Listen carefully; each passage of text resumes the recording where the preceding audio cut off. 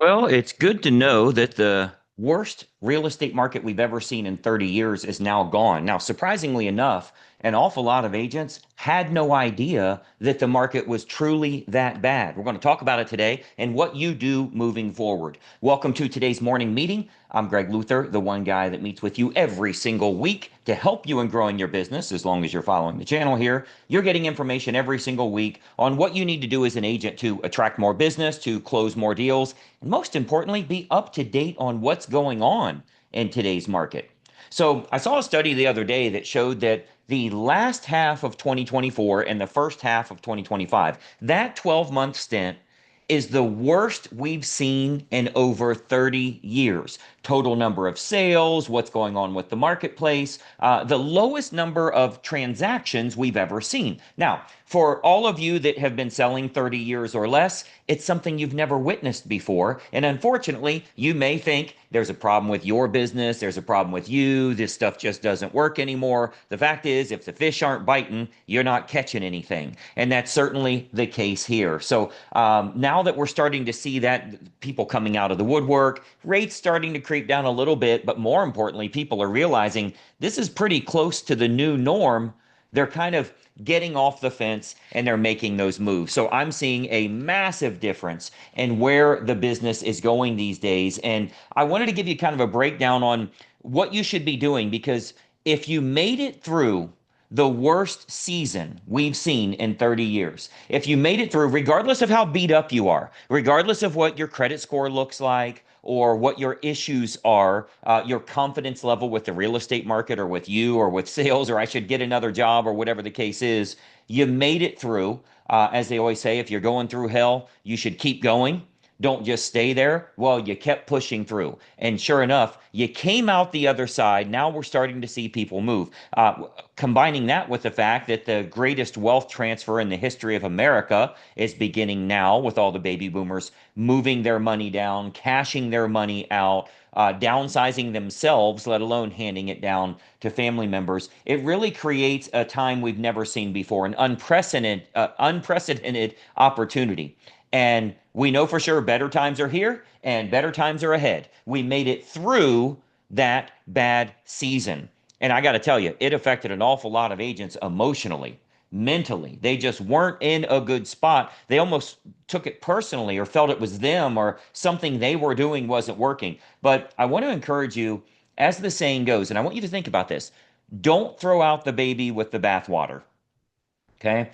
If the bathwater is dirty, if it's bad, if it's unusable anymore, keep the core, keep what's valuable, keep the important thing here. You don't throw it all out. You don't throw out your real estate career simply because we went through quite literally the worst time we've ever seen. It'd be like saying, you know what, COVID ruined my business for a little while. I'm never doing business again. No, COVID's passed. It's gone, depending on who you talk to, right? But that devastation that it was creating is gone. We don't have a death counter anymore on the television, right? It's gone. So you don't want to throw out a good business and your future, your potential, your income, what you've truly loved your entire life. You don't want to throw that out simply because you went through the toughest time we've ever seen. COVID wasn't tough for us from a business perspective.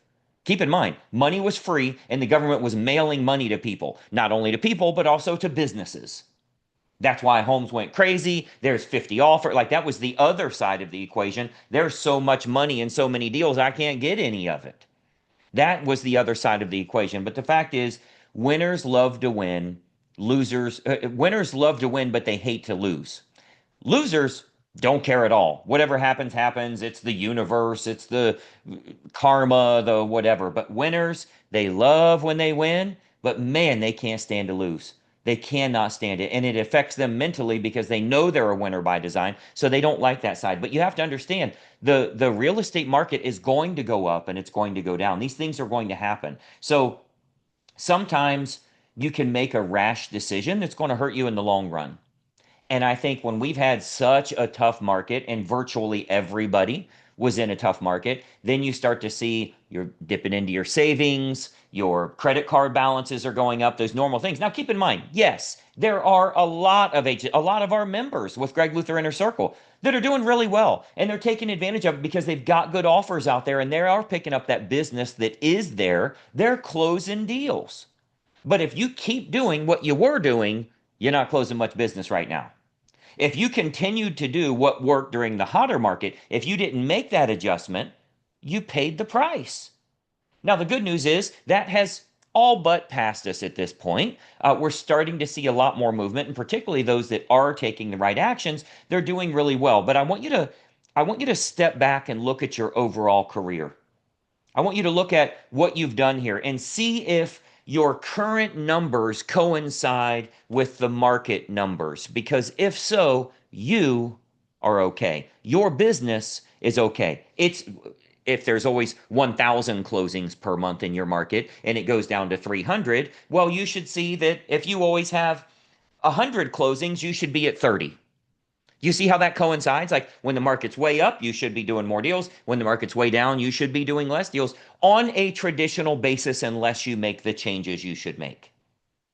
Once you start making those changes, once you decide, how do I hone in on today's market? If you've been licensed long enough, you remember back 2008 to 2012, agents that struggled their entire life made more money in that 4 year period than they made their entire career because they tuned into bank owned deals, REOs, short sales, doing these BPOs to get the deals, all of that stuff. They got bullpens of people that were making calls and doing the BPOs and all of that.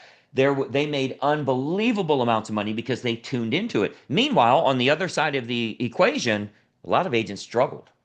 They struggled bad. They were trying to do traditional real estate. Now, of course, we don't want to do bank owned deals right now, not in a market to need that. But I want you to think about who you should be tuning into, who has the money, who's likely to make a move. That's where you need to be making your adjustments. And these are times that you should be making more money than you'd ever made before. It's crucial for you to do that, for you to think about, how do I position myself? What are some of the great opportunities that are out there? If you're following this page, you get every single week. We have different approaches you should be using. There's tons of info in here on some of the best approaches there are. Baby boomers, huge right now. Luxury, very, very good right now. There's so many different approaches you can use, but I want you to show me the marketing you've put out in the last 2 weeks. Show me what it looks like. Is it online? Is it offline? Is it a combination of both? What does that customer journey look like? When they click here, where do they go?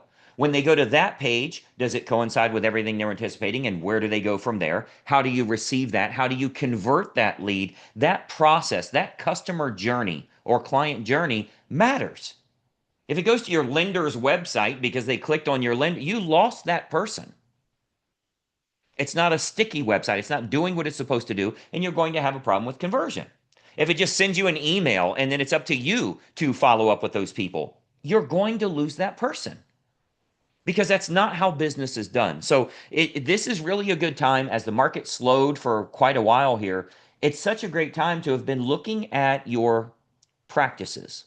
Look at your machine, how it's working. Where can I oil it up a little bit so it runs a little smoother? Those are the things you should be doing and should continue to do to get better at what you're doing here. Now, it's great to see if you call title companies, they're getting more closings than they've been having the last year. So I don't care what any stat you see says. Call your title company. I don't care what NAR says. I don't care what I damn sure don't care what Zillow says. I don't care what your broker says. And I don't even care what your MLS says because the MLS only show listed properties. The vast majority of successfully sold homes are being sold without the MLS in some areas and certainly in some price ranges. I don't want you to think the MLS means all closings. I don't want you to think you need to have a listing in order to get paid because we know that's not the case. Call your title company and ask them if they're busier than they've been. That is the hardcore data you need. They're closing more deals in your town than they've closed in the past year, year and a half. It's all the data I need. Let me get at it. Let me get started with this. So I want to encourage you moving forward that you do go about this the right way. You are believing in yourself, believing in your business, knowing that there's light at the end of the tunnel for those that have struggled for quite a while. But again, Don't take it personally. It's not you. It's not your business. It's not your marketing. It's not the post office. It's not Zillow. It's not any of those things. The market was just way, way down, lower than it's been in 30 years. So no matter how long you've been licensed, you have not seen a market this bad in the past 30 years, including 2008 to 2012. Now, differences in how home values went down and that type of thing, but number of transaction. We get paid on when deals close, we get paid. That's how it works. Number of transactions, lowest we've seen in 30 years. So you get to decide whether you want to be right or you want to be rich. Now, you can, by the way, you can look online and find some kind of crap and email it to me about, Greg, you're not right. It was not the last 30 years. Are you fixing your business or are you trying to be right instead? Are you doing the adjustments that you need to make for you to make money or are you not? These are the types of things you really need to focus in on. So think about that as you move through the week here. I want you to be as profitable as possible. You'll see a whole bunch of links down in the description here that will help you, but get your mindset right, get your actions right, and most importantly, stay focused on pushing forward and attracting that business that is out there. You know what might be the most inspirational thing you can do today? Call a couple title companies. Call two of them just so you can see where it's going and you can be on the front end of that. What you don't want to do is wait 6 months to hear the last 6 months were the best we've seen, the best growth we've ever seen. You got none of it. Then you want to get serious? Let's do it right now. I'm here to help you in any way I can. Make sure you follow and like the page here. Let me know your thoughts in the comments. I'm excited to have you on board.